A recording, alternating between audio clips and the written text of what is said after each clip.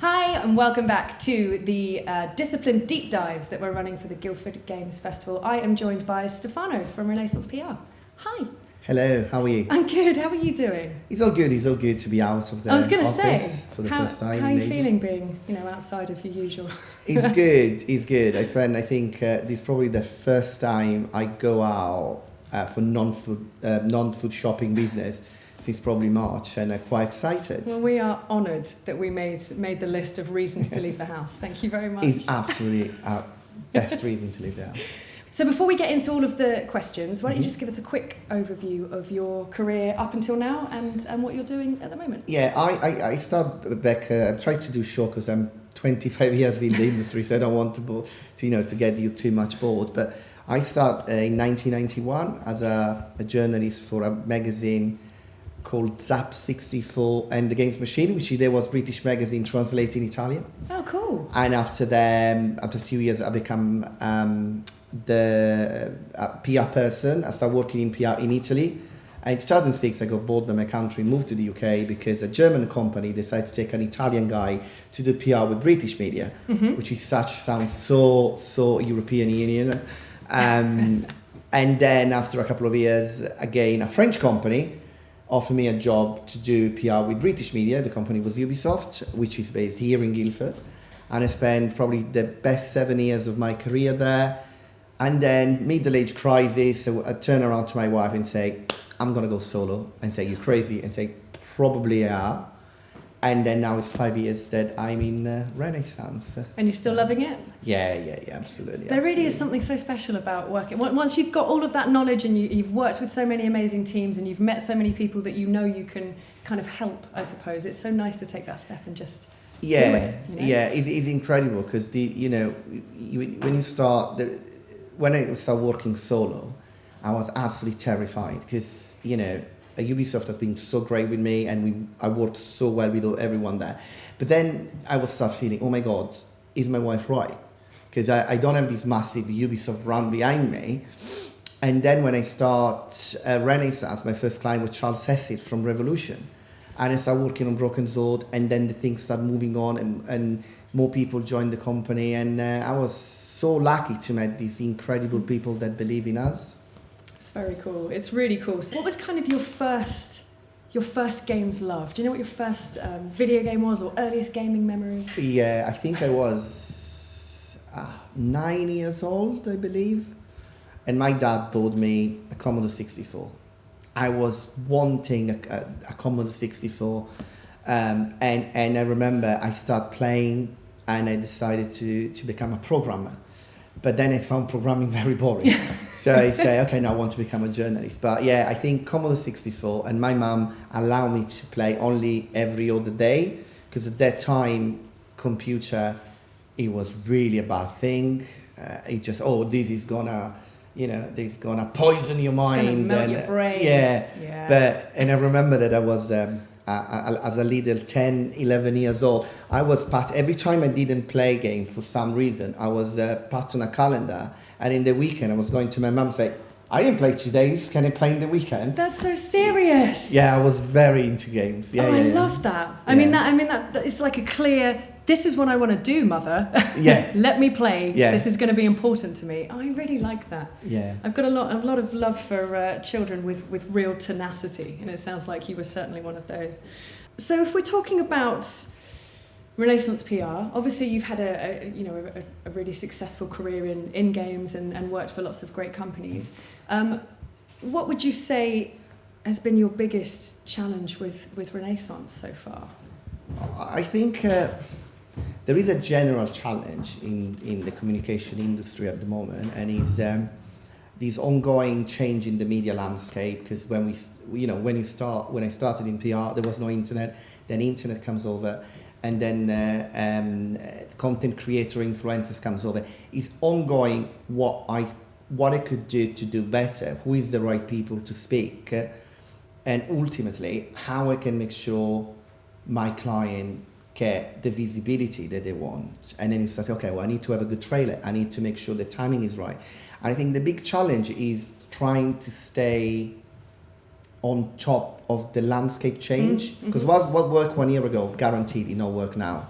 not just because of COVID, but because of millions of things change. Yeah. And next gen console is coming in 2 weeks soon. So it's being trying to try to continue update yourself with the new trend is probably the biggest challenge in comms at the moment. Yeah, and I think in addition to that, I find at least that even with PR, so PR is such a well-known, it's a job that's been around for a really long time. Everyone has a basic understanding and a basic knowledge of what that is. Mm-hmm. But not just within social roles, within PR roles, a PR person can do 100 different things, varying from person to person. Yeah. So almost explaining that to a client and getting them to understand where you fit within that kind of space is equally as difficult sometimes, I think. Yeah, and also the funny thing, I really like the way you just say that, because sometimes I come off and to say to the guys, we are a communication agency. And we work now with content creators and influencers, and you say, you just need to have this vision that we are all part of a big mix of marketing, sales, and often we go to our clients, especially if they're more the indie area of them, but also with the established one, and we'd love to have a very open conversation. And I'm very famous to say to all my conf calls that I never shut up, as you can notice already. But, we're the same. And if I disagree, I just say to you, look, you pay me not to say yes. Sometimes I have to say, this is good. This is a good idea for 6 months ago. It's not going to work anymore. Yeah. And also there is this trend that I don't think is just PR, but our industry is such amazing, but at the same time tend to copy itself a lot. Yeah. So I see you doing something, it works, and I gonna do, and then a third person get to do, and then by the time you create rules that actually they are not actually rules. It's just because someone like someone else and do something. So and that's one of the other things that can sometimes be quite difficult to explain, is that there are no rules, there are no boundaries. It just has to make sense within the context of what we're doing. Yeah. Like, it can be completely mental. It doesn't have to, a PR campaign doesn't have to fit with anything. However, there's a right and a wrong way to do it, even if it is completely mental. Correct. It's kind of how I've been observing PR people. So speaking of which, how do you find your inspiration for PR campaigns? Well, we PR are very, I wouldn't say difficult, but they keep changing, as I said, about media landscape stuff. So today, I have to be honest, sending a press release or sending codes to media and content creator is not something that is too difficult. Getting a database is, people know how to contact people. I think the way we approach our campaign is, or in general, what I say to when I do seminars and stuff, is say, forget about the basic of sending a press release, review and preview code. This is done. This is people know how to do it, but just try to see what is unique in your products, and this is when the creativity start coming out. There was a game from Curve called Table Manners, which was a kind of sort of dating cool simulator, but very, very tongue-in-cheek humor. And we noticed that there was something to be done with this. Well, what we can do. So we started to do a bit of research, and we found out that the game was coming out the same week of the NHS blood donor campaign. So we started talking with the NHS. It took quite a long, but then we end up to have to publicize the NHS blood donor campaign within a game that for the NHS was the first time they did it.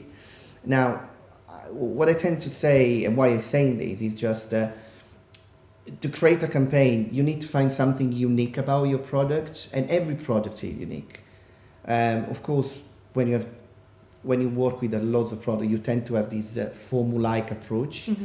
What I'm trying to discourage my clients and my team is say, let's try to get one or two big ideas that are consistent about the product, be hook about the history, about where the game is based. I'm working on something based at the moment in a real forest. Mm-hmm. But we didn't know. We discovered this talking with the developer. Say, oh, okay, that's interesting. Yeah. I'm a big fan of creating content that is unique for my clients.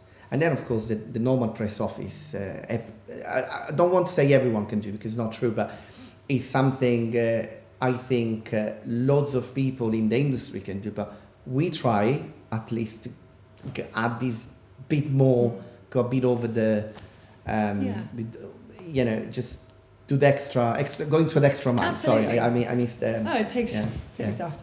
And that's another thing that's so interesting and sometimes I suppose frustrating in equal measure is that developers don't always fully understand how exciting it is. Just this is amazing. Never mind, where they got their inspiration or whether it's real life kind of impacting on creativity. But those kind of details, finding out, okay, this was a real forest. Okay, right. And getting that information and then almost having to convince them, no, this is really exciting. Like, this is what people will want to know about, but other things come out and I was working with Team 17 with one of their games that was a tycoon simulator based in space. Mm-hmm. It was talking about 3 years ago. And I realized that the developer worked with the biggest experts in exoplanet in the world, which is a professor in American University, and he's the biggest expert in exoplanet. Exoplanet is the planet that can host organic life. Right. So I was on a call and said, can I give him a call? Yeah. And this guy is a consultant from NASA. That's fantastic. And I get in touch with him and I say, oh my God, it's going to be very difficult, And he was one of the most lovely person, very laid back. So say, would you like to get interviewed by Ars Technica in US? Fantastic. And we start, again, it takes time, but we start talking and we have this piece on Ars Technica in the United States when this guy was explaining how research life, which parameter, that if you think about the fact that we was promoting a game, it's not immediate connect. Mm. But when you look at the market and see that everyone today is a gamer. 10 years ago, no, you go to the game website, but today everyone play. So when you start an angle that it could be a NASA expert, brilliant, it's going to be fantastic. So. Yeah, definitely. It's a strange phenomenon, I find, that developers really sometimes have no idea how interesting, how exciting, and how people want to know as much as possible about what they're doing. It takes a huge amount of eking sometimes to get them to that point. So it's great that you're finding those really, really core, like fascinating bits of information that may have not ever come to light otherwise.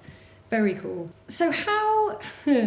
I kind of feel bad about these questions because I don't want anyone to feel like I'm going for them. But what would you say if you were speaking to a dev, they've indie dev or AAA or whatever it may be, they've got a project a year away and they've said, I don't think we're going to need any PR. What would you say? I think that for some developers, maybe they don't need a PR strategy because they know what they do. And I know some developers, they are extremely successful and they're able to do pretty much a good job without our discipline. But I can count this on the finger of one hand. The problem we do not need PR is mostly rooted to what they think PR is. Because the way our work works, you see PR when you go the front page of The Guardian. Say, oh wow, that's the front page of The Guardian. So there is perception that having a contact with The Guardian is what you need. And there is no visibility about all the research behind it and all the fact that 2 weeks ago or last week, there was only on Steam 247 games come out in 1 week. Those emails quite literally chill me to my core sometimes when they come out. So when I saw that, it's like, whoa, okay. So I think to answer your question is, I believe everyone can benefit of help in the communication, apart, as I say, maybe 5 to 10 people in the UK that I know personally. I know they are very good. And I have one of them come to me and say, oh, we'd like to do some PR. And I say, you don't need it. You have a community, you got X amount of people playing your game. I can help, but I don't think you need it. And probably too honest sometimes. But yeah, so what I would say is that everyone can benefit about PR and communication, but we don't, as a PR agency, as a PR professional, we don't showcase enough what we're doing. And this is what led my mum not knowing what I'm doing after 25 years. I mean, if your mum was here, what do you think, what would be her answer to what you do for a living? This is it. I part people products in the best possible condition to be spoken about. Beautiful. Well, I mean, it's kind of. Yeah. I mean, she's in the right realms. I recall going to visit my mum after spending half a day putting together horror puns for an advert and showed them to her, like, look what I've been doing all morning. And I think the response was, and what work did you do? It's like, no! My dad didn't really want me to become a journalist, because I became a journalist when I was 16. So basically, I left school. So my dad was furious about it. He just didn't speak with me for months. And then I was lucky, because then my career started picking up a bit. So I've been offered a full-time job as assistant editor. And then my mum told me a few years later that my dad was secretly get the magazine and bring it to work, but he didn't want for ages admit that he was actually happy with me. Oh, tough. He's fine now. We love each other. We always been with each other, but there was between 16 and 18, which is in general the age when you got to rebel against something. Yeah. It was like my dad very, very annoyed with me. I love that. That's it. I'm 16. I'm rebelling. I'm going to be a journalist. I cannot. Because my rebelling was far worse. Let me tell you. I wish my parents would have been pleased if I'd become a journalist, without a doubt. So obviously we live in a time where influencers are everywhere, and we all know the big names, and we all know, when it comes to streamers, etc., etc. Personally, my absolute favourite thing to do with influencers is find the kind of very small but highly engaged communities where it's all passionate and they're really interested in everything that's happening, and it's not hundreds of thousands of people, it could only be 100, but they're all really interested. How do you go about finding, or what would you say makes a good influencer, and how would you identify them? I think 2 years ago we started looking into that, because our background comes from traditional media, traditional PR, and then we say, okay, you know what, we need to go expand and look and study. And now we got 3 people in the team that actually look just on content creator influencers. And you're right. I mean, the problem that we always face is that there is 3 types of content creator at the very end, and you go to the small one, which is the 10,000 subscribers kind of. These are the most engaged and curated one. And if you want to have conversion, essentially, if you want to have your game have the best return of investment and sell, you go to those micro community, because these is people that, as a content creator, they're building up their audience. They are very, very interested in what they cover, because they want to speak with their community. And this is probably the one that generate the most conversion. And then you got the slightly biggest influencer until 100,000 subscribers. And then you got to start reaching more people, but then you have less conversion, because the people start moving to, I'm a big fan of Lauren. I'm interested in what she do. And they have less interest, still interest, but less interest on what you play. Then you go to the massive one like PewDiePie, and this is in a way is you reach huge people, you reach millions of people, but then the conversion rate is very minimal because to reach these people, most of the time you have to invest quite a lot of money in paid activation, but also it's not necessarily going to. It's like patching a drop in the ocean. When you go to these huge, they are superstars, very well respected. I knew some of them; they're absolutely lovely. But you need to ask: is my game? I mean, if you have something very mainstream, or if you work on something like a AAA game, yes, of course, you can get there and you got good return of value because budgets are different.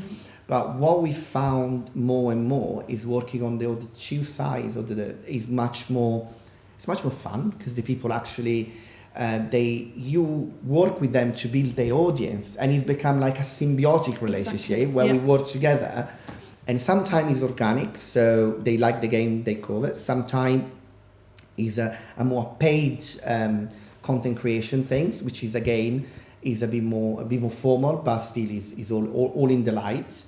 So I think the last 3 years that we did a lot of research, and we start seeing those trends. And if someone like a specific space game managerial, it generally gives you a lot of enthusiasm to work with as well.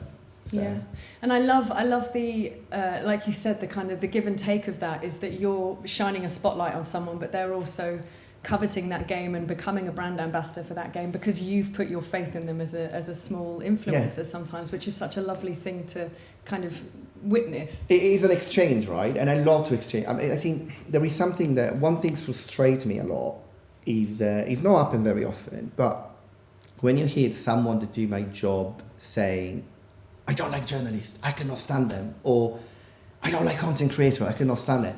I mean, I personally have my personal opinion is I work with people, and some you like some people, most the other people. But hearing at events sometimes, I hate journalists, and you do a PR, say, well, why you do that? Just don't do this job. Yeah. Because it's creating this kind of a false idea that PR are enemy of the state, of journalists are trying to catch you on. I always think that my job is patching journalists in the best way to do their job, and the clients be happy. Yeah. So whatever happens, I'm always in the wrong because I'm in the middle. But these attitudes is what I try to transmit to my team and transmit to the people where they come to me and say, I want to do your job. What are the challenges? And I think it's important. If you don't like your job, that's become very difficult to arrive at the end of the day. Absolutely. And especially if that job is dealing with people and you're not enjoying that either, then the whole thing falls apart. Yeah, for sure. Okay. What would you recall as your favourite PR campaign to date? Doesn't have to be with Renaissance, across your entire career.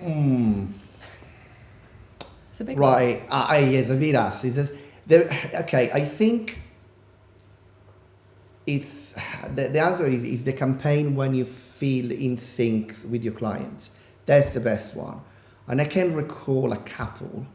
One, it was my first campaign for Ubisoft for Far Cry 2, which is I have to speak with the EMEA central office about an exclusive with PC Gamer that was involving us traveling PC Gamer UK to Montreal and spent 5 days playing the game there. And it was like, it was like, but what if they don't like the game? And I said, look, I think I'm confident about this game, and I think it's perfect. PC Gamer is gonna give us a front cover. We're gonna be great. So try. And there was a bit of in and out because at that time exclusive was not very common. And I remember saying to my contact in France, say, look, at the end of the day, I'm still in probation. If it's going wrong, you can still take rid of me.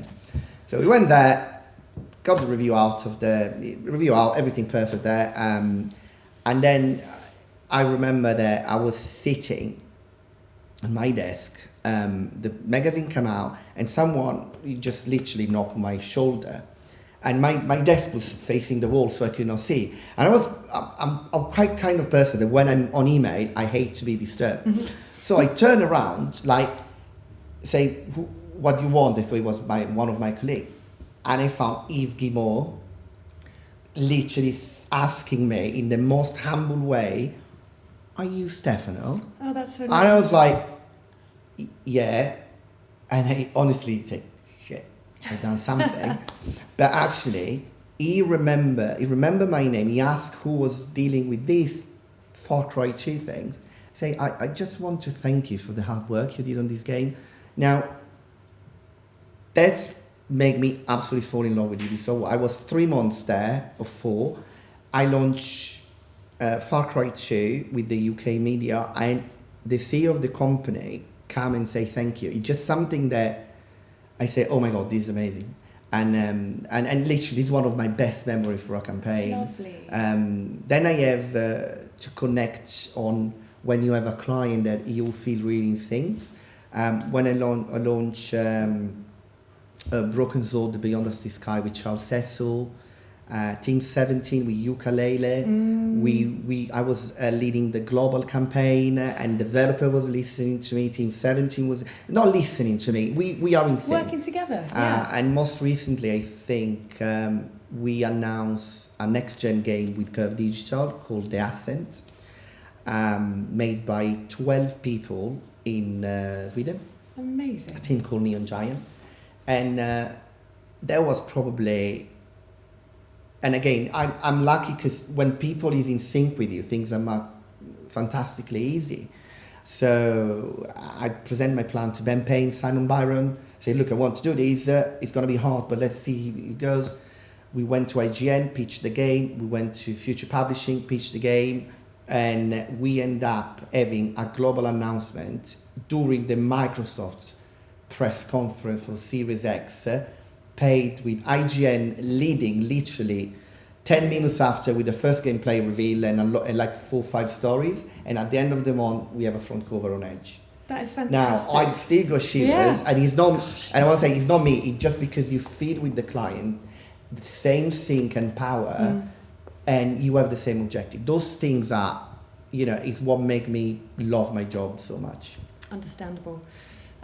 Stefano, we've reached the final and probably most important question. I hope you're prepared. I try. Favourite Guildford game? Ha! Or studio. You can go with studio if it's a franchise, or you just like the cut of someone's jib. That's also fine. Okay, I'm in bias with Ubisoft, of course. But, so, let me... I have to say, I used to be a massive fan of Lionhead and Fable. I mean, I know. But, I work with few studios here in Guildford, and I know a few of them. For me, it's that time when Fable, it was like... It was magic. Wow. Yeah. It was actual magic in that studio. Oh, I'm so glad you mentioned it. Thanks. Yeah. Stefano, thank you for coming down to talk to us, and also for shining a light on something that is such a mystery to so many people. So we appreciate it so much. Thank you for having me. It's been an honour and a pleasure. Anytime. Cheers.